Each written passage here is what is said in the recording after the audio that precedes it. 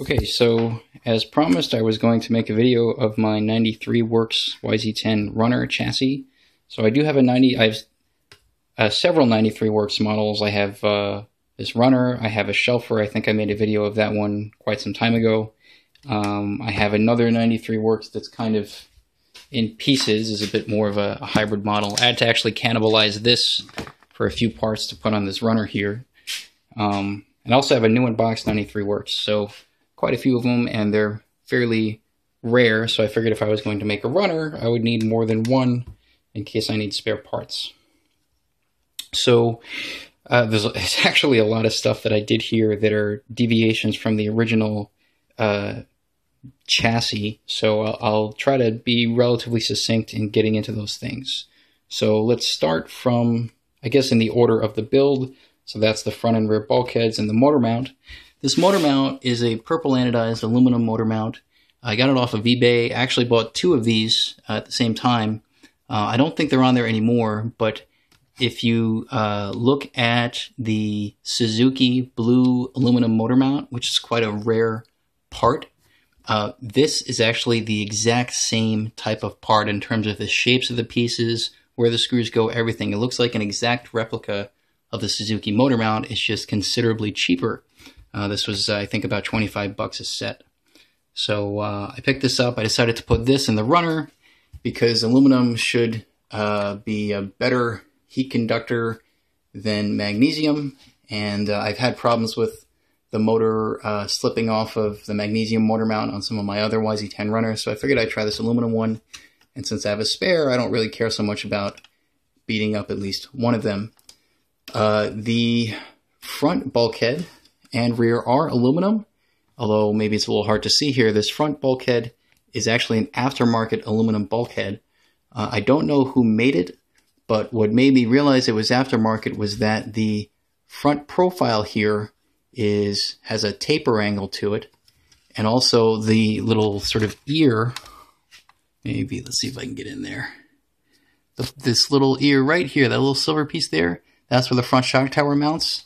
On this bulkhead, it's a little bit narrower than what you have on the original YZ10 bulkhead. So when Yokomo went to the aluminum bulkheads on the Works models, away from the magnesium bulkheads on the old 870C, the shape was exactly the same. All they did was make it an aluminum rather than magnesium. And so you can tell if you have one or the other based on the weight. The aluminum one is notably a little bit heavier, and also the magnesium ones tend to oxidize more readily. So you'll see, let's see if I can find, it's my box of random parts here. So this is a motor mount, for example. You see all this muck here? That's just magnesium rust, basically. And you might see little, like, almost moldy looking chunks of oxidized magnesium on a really old magnesium motor mount, which I have on some of these pieces here. So the aluminum ones don't have that problem.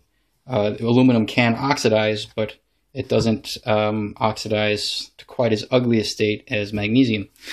So one of the 93 Works chassis that I got had magnesium front and rear bulkheads. I was not pleased about that. So I luckily had this aluminum one from another YZ10 purchase. And the rear aluminum one I got from that 93 Works is sitting over there. So that takes care of the bulkheads and the motor mount. The belt here is not the original Pirelli belt that was used on the 93 Works. The Pirelli belt had a little sort of indentation in the middle of each of the teeth. And I guess I made it a little bit softer or something. I'm not exactly sure why you'd want that. But I do have a spare version of that, although it's not new. I didn't want to use it on this because those belts are maybe hard to find, so I figured I'd use just a standard 3mm pitch belt there. Let's see, moving up to the chassis. So the upper deck here is a carbon fiber unit from Fiberlite.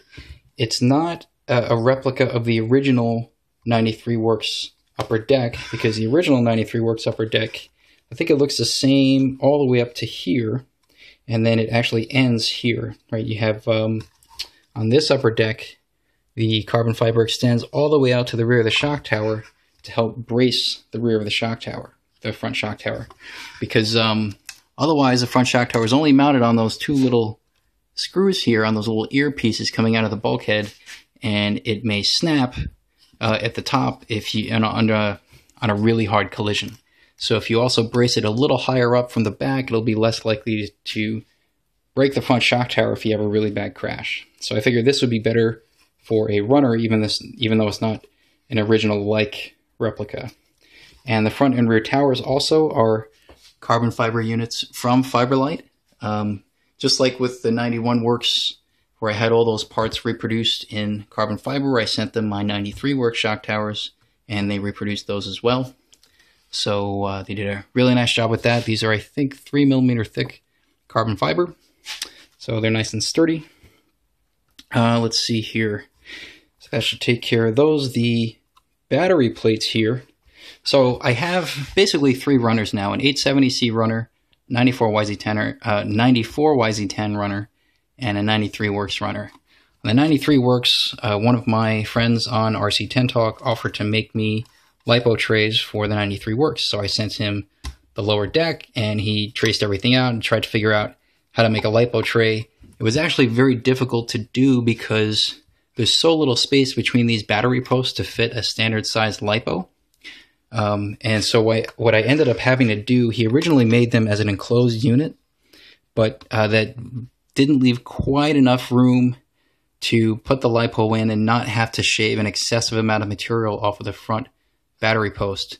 So I've been talking to him about, maybe revising the design of the Lipo tray. It was a good first shot, but I wanted to keep a little bit more material on the front battery post here, so I had to basically cut off the back part of the Lipo tray so that it's really just a U-shaped tray. And so instead of a rear portion of this Lipo tray, really this rear battery post will brace the rear of the battery, and then just use this U-shape to brace the rest of it. The only problem there is now the Lipo tray itself is only attached with this one screw. So then you got to use shoe glue to glue the Lipo tray to the chassis to hold the Lipo tray in place. But I did test fit this and it works fine. The other problem you run into, and it's actually on both sides here because the way the 93 Works is set up, is the Lipo trays are perfectly symmetric. The hole for the front screw here for this front battery brace is sufficiently far in so that if you mount the saddle pack with the output holes facing forward, you actually need to use the offset hole, screw hole on the front battery post to push this thing, this post outwards a bit, so that there's space in here to fit your plug for the saddle pack. You could try to get around that by just mounting with the output ports going to the rear, but then you run the risk of your battery wires getting grinded against a spur gear. So I want to run them facing the front, but then you have to mount basically these front posts offset towards the outside. Now when you do that, the original pressure plates here that you would mount onto the post here, it doesn't quite fit, right? These plates were designed so that this post piece would be over here. If I push it down with the offset screw hole, then I have to sort of stretch the chassis back a little bit to fit this over this post. So to get around that, basically you just need to use a different type of post. This is just a straight piece of, I think, G10 fiberglass or something, and connects the two quite nicely. So that's all you need to do there. You might need to apply maybe some washers under this post to push the post up a bit to fit the thickness of your saddle pack, depending on how thick your saddle pack is. Okay, let's see. Getting to the rest of the drivetrain, I guess. Universals are stock. They were in good condition, so I saw no need to upgrade. I got Suzuki blue wheel hubs on here. I have several sets of these, some in better condition than others, so I picked the ones that were in the most runner-like condition, so I wouldn't have to worry too much about scratching them up because they're a nice blue aluminum color. So nothing too crazy there. The turnbuckles all have lightweight aluminum ball studs everywhere, except for the inner ball studs on the camber links on the front and rear. So what I wanted to do there was I used an associated 0.3 inch 440 ball stud with a lock nut on the other side and an RPM ball cup here, so that if I need to, say, get to the diff thrust bolt, I could just twist this off.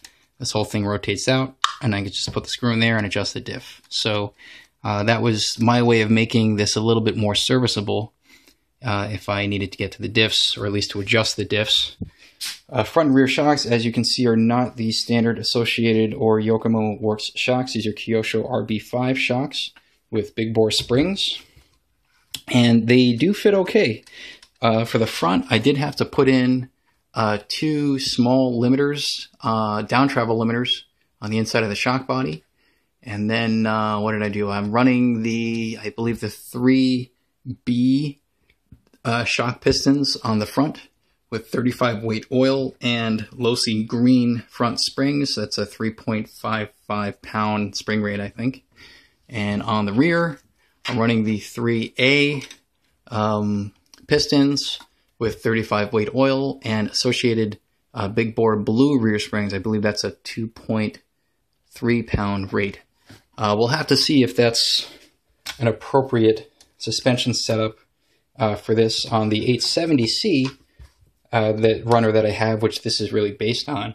I run a thicker oil, 40 weight oil front and rear, and stiffer springs in the rear, like a 2.55 or something in the rear. So we'll see how this goes. I may need to stiffen the rear a bit, but I'll use this as a baseline, and we'll see how it handles and jumps and lands and everything. So that's just my initial setup. Let's see. I'll get to this part in a minute. The rear wing, this is just a black molded wing. I actually got it as part of a purchase of some RC10 parts, which was quite nice. I did have to remount some other holes through the wing to fit through the standard wing mount on the 93 Works. But again, this is a runner, it's not a shelfer, so I'm not too concerned. J-Concepts wing buttons there, they look quite nice, and they do fit over the Yokomo wing mount. No slop or anything, it's nice and tight fit, so I'm pleased with that. Let's see here. The only trouble that I really ran into with this was with this torque rod setup. So on the earlier YZ10s, they did not have this sort of U-shaped brace here. This is called a torque. This is a torque rod stay, and then this is a torque rod. And the reason why this is here is because if it's not here, you can. There's a lot more forward to backward slop in the caster block, right?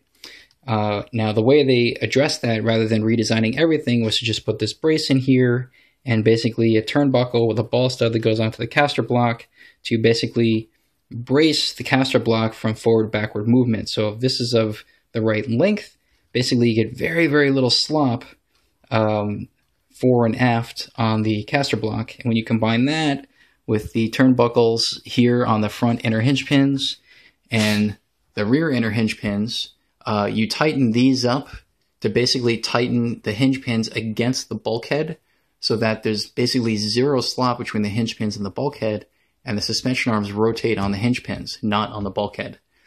Basically, there's very, very little suspension slop and very, very little steering rack slop as a result of these front and rear turnbuckles and these torque rods. So it's really nice. The problem is these guys have to be of the perfect length. If they're too long, then it creates binding as the suspension arm is compressed upwards. As you can imagine, it's a basically basic geometry, right? If the suspension arm is at full droop, then in order to accommodate the distance between this ball stud here and the ball stud on the caster block, this tie rod has to be of a certain total length. Now, as I compress the suspension arm, the distance between these two shrinks, okay, because you're going from a hypotenuse to a straight line. So if this is too long, because this is a fixed length, if the fixed length is too long, it's going to press against the caster block, and you're going to get binding as the suspension compresses. Okay, so it needs to be short enough to not result in binding.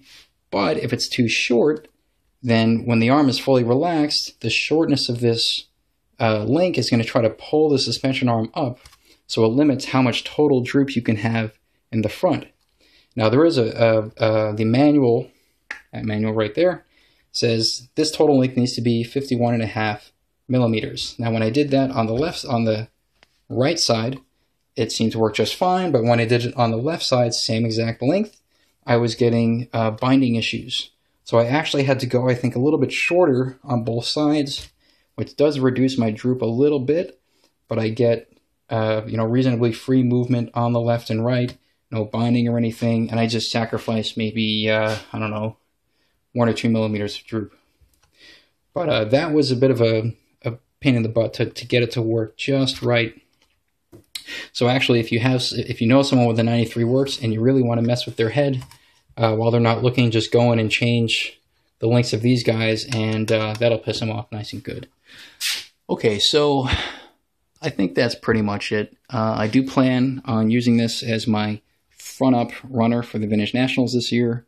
And of course, I have 2 other YZ10s as backups. But I really look forward to getting the electronics in here, taking it out for a few test runs, and seeing how it goes. Of course, I do plan on making videos during practice or the mains or whatever when I use this. So I certainly look forward to that and posting those videos. So if you have any questions, please feel free to post in the comments section, and I'll do my best to answer them. In the meantime, that's it for now, and thanks for watching.